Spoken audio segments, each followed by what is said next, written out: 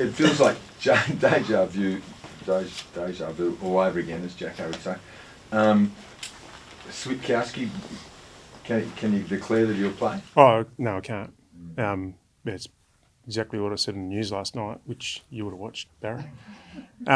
He's got to get through training. He's got to pull up well. So, we're hoping he's improved from last week. No guarantee, and if he doesn't get up, we'll just take our time.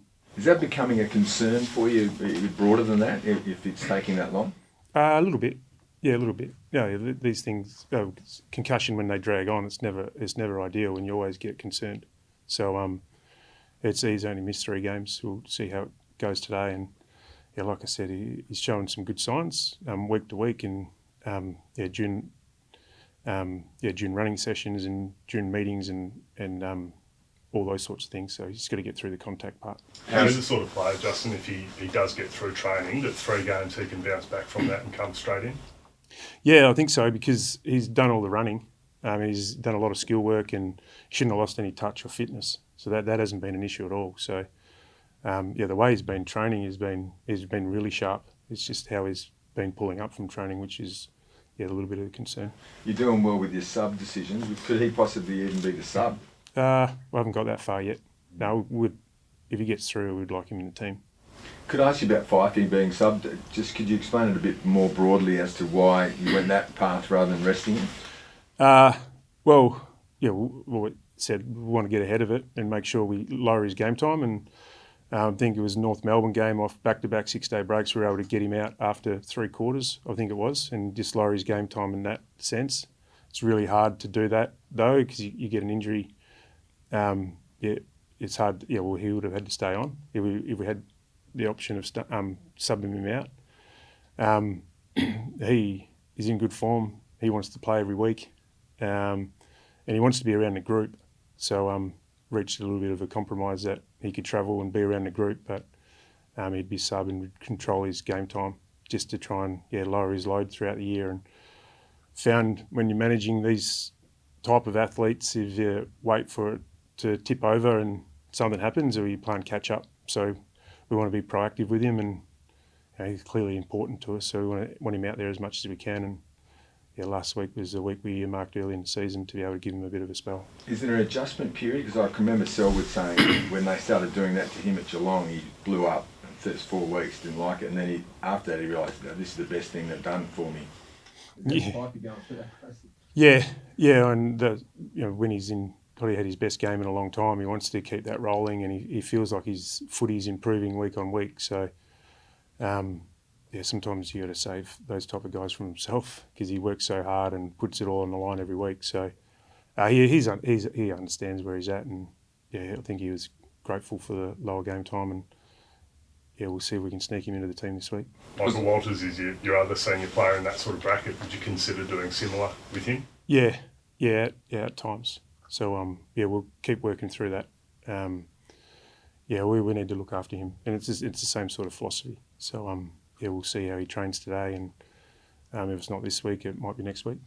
Could you rest him completely? They don't really like sitting out. they want to be a part of it. So I think the sub is a good option, because they get to be a part of it. They have influence while they're on the bench, and then they get to come on and have influence later in the game. So, we haven't settled on what we're going to do with Sonny, but it's an option. Darcy looked up fine, didn't he? He's sweet. Yeah, we think he'll get up.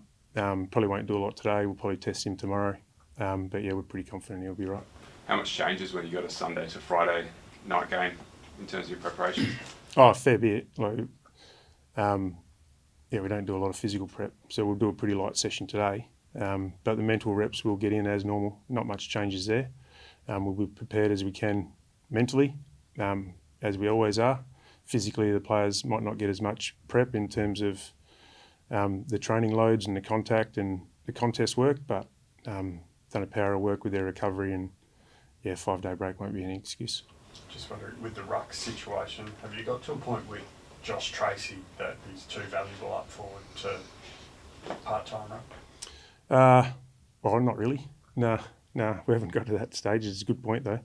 He's doing a really good job for us, but the needs of the team come before that, and he's really enjoyed his time on ball. He brings really good pressure. It allows him to get around the contest where he competes really hard at ground level. And gets involved around the ground. So he's really enjoyed that aspect of being a ruckman. So if it came to that, we'd probably just throw him back in there. But we're hoping it doesn't get to that stage this week.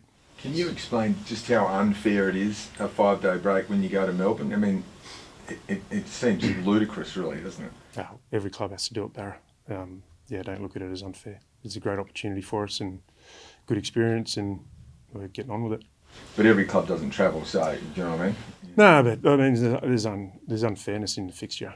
Like if you get caught up in that, you'd be chasing your tail all day. So just play what's in front of us and prepare the best we can. And I don't think it'll bother us on Friday night. What are the major challenges Sydney brings? Well, there's not many weaknesses. They're a good contest team. They're high in offence, high in defence in terms of rankings. So they don't give much away.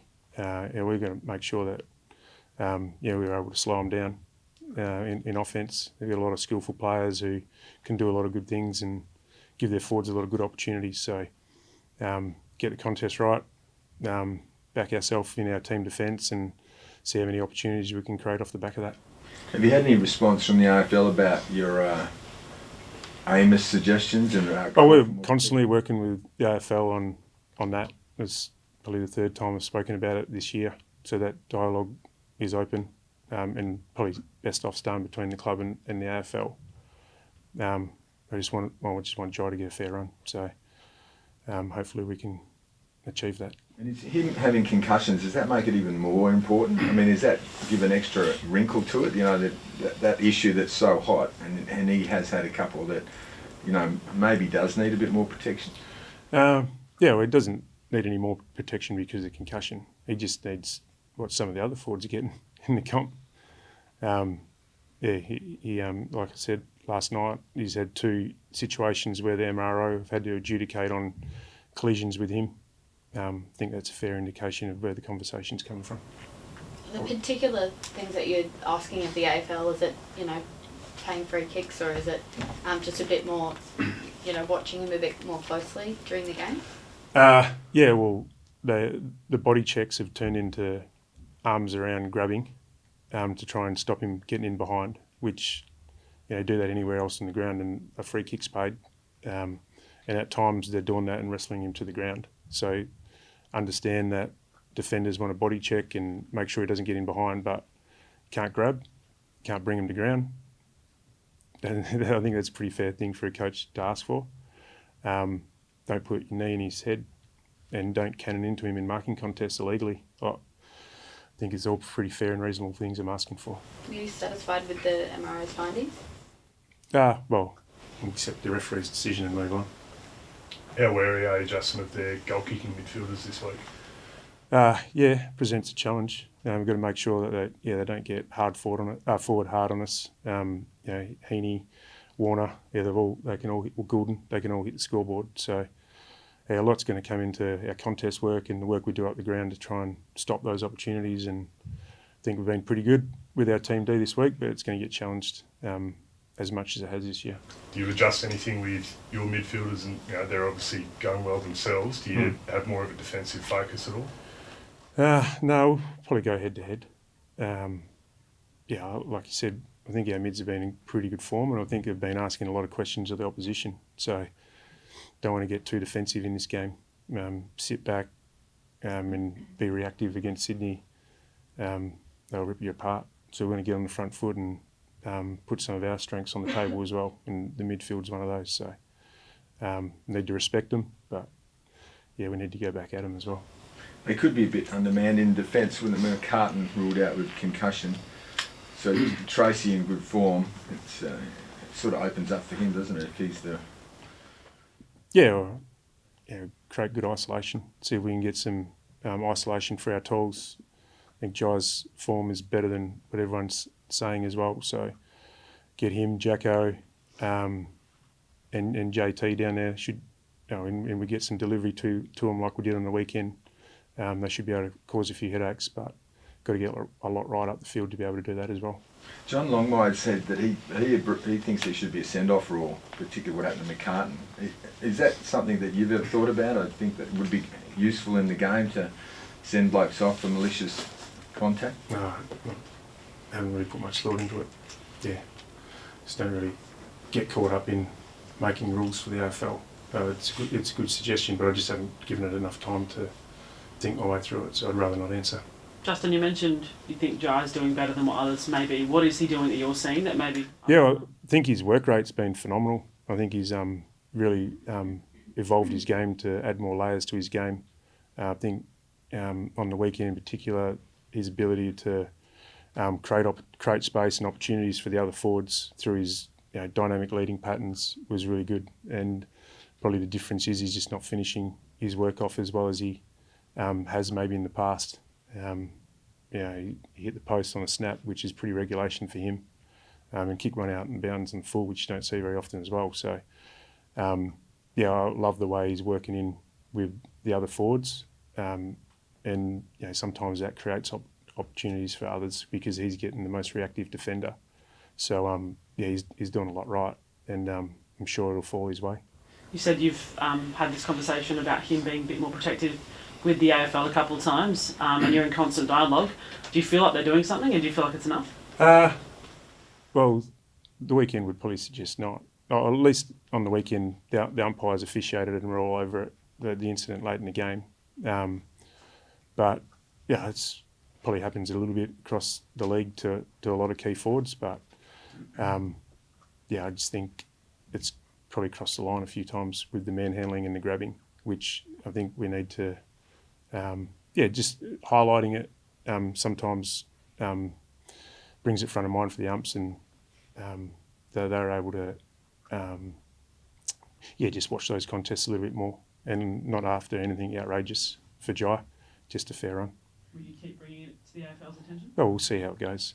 Yeah, I don't want to be that coach that whinges all the time, but just want the safety of our players as well. And a couple of times this year, I haven't felt like Jai's been safe out there.